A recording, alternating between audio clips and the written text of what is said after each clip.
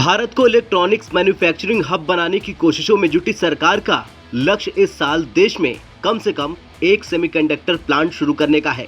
ऐसे में इस साल गुजरात में देश का पहला सेमीकंडक्टर प्लांट शुरू होने की उम्मीद है। इसके बाद दुनिया में स्मार्टफोन, टीवी और इलेक्ट्रॉनिक्स डिवाइस भारत में बने सेमीकंडक्टर से चला करेंगे।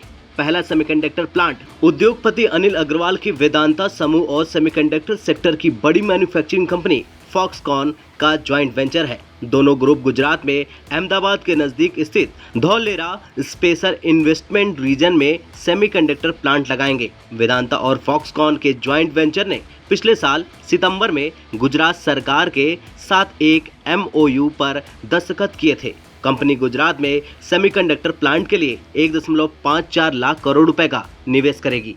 ये निवेश देश के इतिहास में अब तक के सबसे बड़े कॉर्पोरेट निवेश में एक है। इस प्लांट में सेमीकंडक्टर के साथ ही डिस्प्ले मैन्युफैक्चरिंग यूनिट भी स्थापित होगी। अनुमान है कि इसे ही देश की पहली सेमीकंडक्टर मैन्युफैक्चरिंग यूनिट का तमगा हासिल होगा।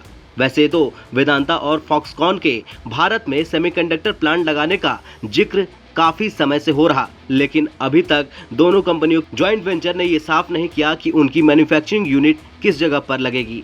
अब इस पर छाई कंफ्यूजन दूर होने की उम्मीद है कि देश में इस साल सेमीकंडक्टर की मैन्युफैक्चरिंग शुरू हो जाएगी। धौलेरा को हरी झंडी दिखाने से पहले गुजरात सरकार के कर्मचारियों के साथ ही ज्वाइंट वेंचर के कर्मचारियों ने यहाँ का दौरा किया था। साइट को मंजूरी देने के बाद अब ये प्रोजेक्ट एडवांस स्टेज पर पहुंच गया। इस प्लांट से गुजरात में 1 लाख रोजगार पैदा होने का अनुमान है। गुजरात सरकार ने इस प्लांट को भरपूर मदद देने का ऐलान किया। सेमीकंडक्टर यानी चिप आज की दुनिया चलाने वाला वो पहिया है जो मोबाइल से लेकर लैपटॉप, कंप्यूटर और गाड़ियों तक में इस्तेमाल होता है। पिछले साल जुलाई में राज्य सरकार द्वारा घोषित गुजरात सेमीकंडक्टर नीति 2022 से 27 के तहत परियोजना को भारी सब्सिडी और प्रोत्साहन मिलने की संभावना है, जैसे भूमि खरीद पर शून्य स्टाम्प शुल्क और रियायती पानी और बिजली।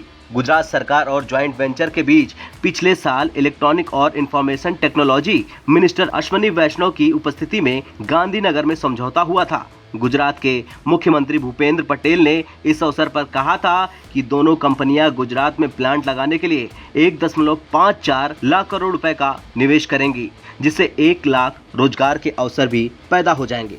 खैर, आज का भारत इतना शक्तिशाली है कि उसे रोकना नामुमकिन है और ये बात खुद चीन जानता है। लेकिन अब ये दुनिया को दिख रहा कि ताइवान नाम की जो चीन की कमजोर नस है उसे भारत रह रह कर दबा रहा है और अब चीन कहरा भी रहा। आपका क्या कुछ कहना है भारत की इस बड़ी उपलब्धि पर? कमेंट कर जरूर बताएं। ब्यूरो रिपोर्ट, भारत तक।